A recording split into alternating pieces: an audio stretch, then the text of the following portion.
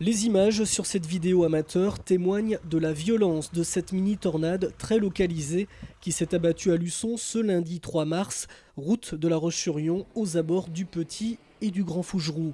Il est 10 h quand les habitants de la rue Marcel Pagnol entendent un énorme bruit et voient voler leur toiture. C'est le cas de René qui, avec son épouse, aperçoit la tornade qui vient de pulvériser un hangar agricole situé à quelques centaines de mètres et se diriger vers eux. Elle vient nous prendre le café dans la salle à manger. Et puis d'un seul coup, ma femme m'a dit « Qu'est-ce qui se passe là-bas? Je vois quelque chose. » Alors je lui ai dit « C'est une tornade qui arrive. » Et puis on n'a pas eu le temps de faire quoi que ce soit. On a vu les tôles qui volaient, une grosse boule de feu. Et puis hop, on s'est caché dans la maison puis voilà. Vous l'avez vu arriver de loin? Ah, on l'a vu arriver, oui, de loin, oui.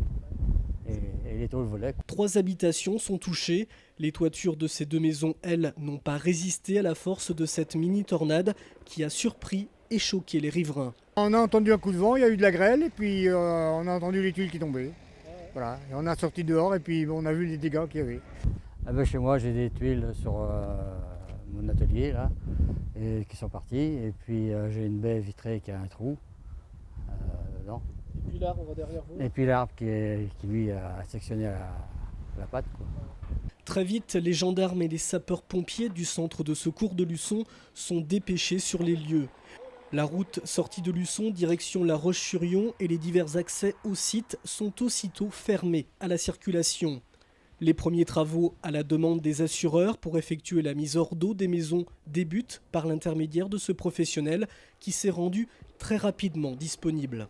Le hangar agricole pulvérisé, constitué majoritairement de tôles, a provoqué une coupure de courant dans bon nombre de foyers luçonnais. Des tôles s'étant accrochées dans la ligne haute tension de 90 000 volts, assurant la liaison Gru-Luçon. Si les images restent impressionnantes, heureusement, aucun blessé n'est à déplorer. C'est sous un soleil printanier que s'est déroulée dimanche la 20e édition des Foulées luçonnaises.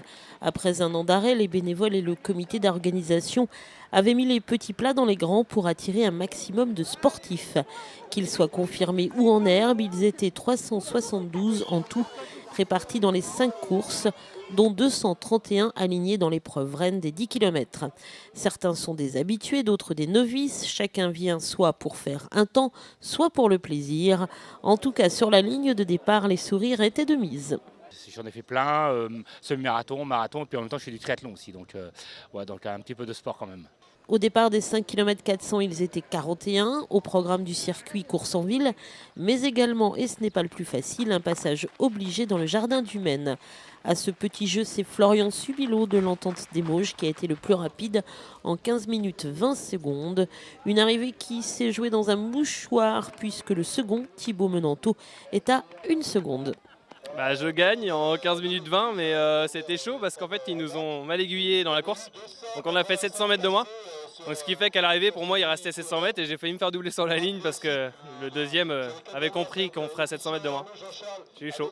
Et notamment du monde pour supporter les 231 coureurs du 10 km. Même s'ils étaient un peu moins que l'an passé, la course s'est parfaitement bien déroulée avec d'excellentes conditions, 12 degrés et 23 km/h de vent. Là aussi, les athlètes ont eu droit à un circuit en ville et une partie dans le jardin du Maine. Et la course a été remportée par un coureur du club athlétique luçonnais, Jonathan Billot, en 33 minutes 50 secondes. C'était sa première fois et il n'a pas manqué le rendez-vous. C'est la première fois que je participe aux Foulées luçonnaises, donc je suis très ravi d'avoir remporté cette édition. Voilà, un grand merci à mon coach pour le travail qu'il fournit. Oui, agréable en plus avec le soleil, donc ça fait plaisir. Une petite partie difficile, notamment dans le jardin où difficile de doubler en plus les personnes. A noter également que les Foulées proposaient comme tous les ans des courses pour les enfants. Un 2 km 400 pour les benjamins remporté par Axel Gatineau, mais également pour les minimes un 2 km 700.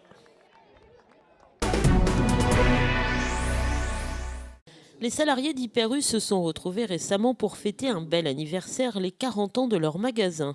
Créé le 7 mars 1974, route de la Roche-sur-Yon par Jean-Paul Dubreuil, sous l'enseigne Bravo, le magasin n'a eu ensuite de cesse d'évoluer. En 92, il s'est installé boulevard Philippon, est passé de 2900 à 3900 mètres carrés et a vu l'ouverture de services annexes tels que U-Technologie. Rénovée en 2008, l'enseigne a procédé récemment à un nouveau lifting, notamment de sa galerie marchande. Une évolution nécessaire, bien évidemment, pour faire face à la concurrence et répondre au mieux aux besoins des clients. Et pourtant, le métier en lui-même a très peu changé en 40 ans. Oh, le métier n'a pas changé radicalement, puisque effectivement on est resté proche de notre métier de base qui est de vendre essentiellement à l'origine plutôt des produits alimentaires. Et puis c'est vrai qu'au fil du temps et des agrandissements, les produits sont devenus plus non alimentaires. On est ici dans le rayon saisonnier jardin, la culture. Donc le métier n'a pas fondamentalement changé, mais effectivement le nombre de références a évolué, le nombre de collaborateurs de l'entreprise a doublé. Donc effectivement c'est à nouveau une nouvelle façon d'exercer le métier. Fleuron du groupe Dubreuil, l'Hyper U de Luçon, dirigé par Hervé Picard, compte actuellement 170 collaborateurs et ne connaît pas vraiment la crise. Alors on a la chance dans la grande distribution et notamment dans la distribution alimentaire de ne pas connaître de crise en tant que telle, ou du moins pas de cycle violent comme ça peut exister dans d'autres métiers. On est sur une consommation qui est plutôt stable aujourd'hui. On a connu des années de croissance, je dirais les premières décennies du magasin c'était des croissances à 2 chiffres. Depuis 15 ans c'était des croissances plutôt autour de 4-5% et depuis 2-3 ans on est maintenant sur des chiffres plutôt autour de 2-3%. Donc on n'a pas à proprement parler de crise, mais on voit bien que le pouvoir d'achat du client, du consommateur est quand même contraint. Donc d'où un positionnement tarifaire très affûté, effectivement des offres toujours plus pointues pour séduire nos clients. Reste à savoir maintenant de quoi seront faites les 40 prochaines années. On peut penser déjà que le drive va monter en puissance. On a ouvert il y a quelques mois un drive qui est accolé au magasin, qui bénéficie de 15 000 références de produits qui sont donc prises dans le magasin. Chaque matin, nous avons 4 collaborateurs qui font les courses pour les clients, avec effectivement des clients qui passent leurs commandes sur Internet et qui viennent les retirer au magasin. A noter par ailleurs qu'à partir du 6 avril prochain, l'Hyper U de Luçon sera ouvert tous les dimanches matins de 9h à 12h15.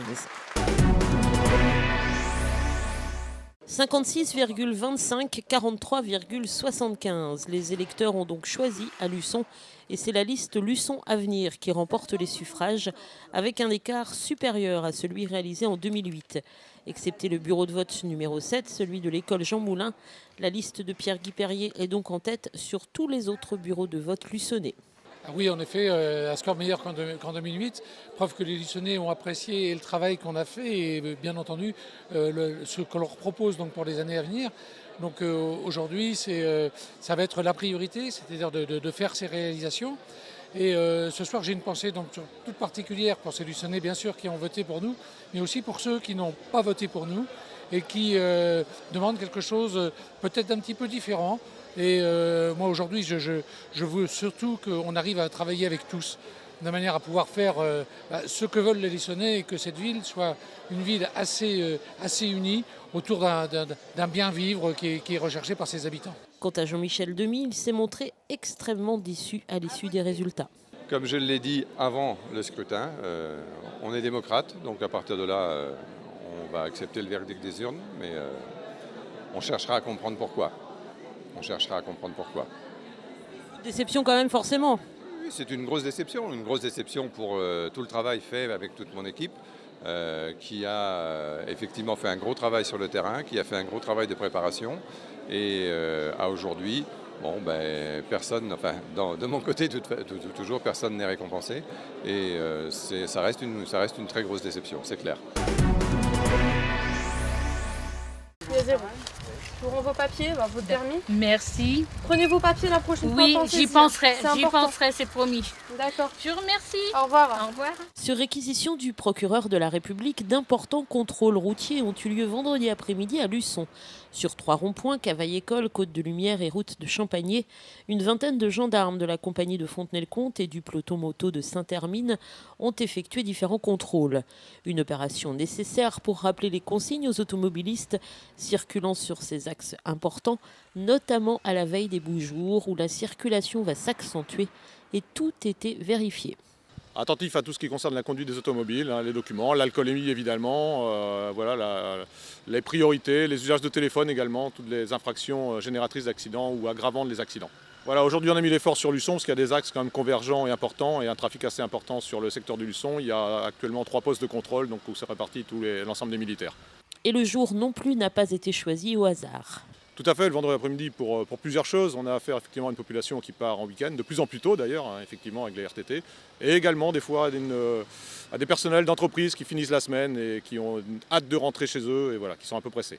L'opération, qui a duré environ 3h30, aura permis de relever 9 alcoolémies, dont une conduisant à un retrait de permis immédiat, et une dizaine d'infractions concernant des défauts de contrôle technique, de papier, du non-port de la ceinture ou encore des défauts sur le véhicule en raison notamment de pneus lisses.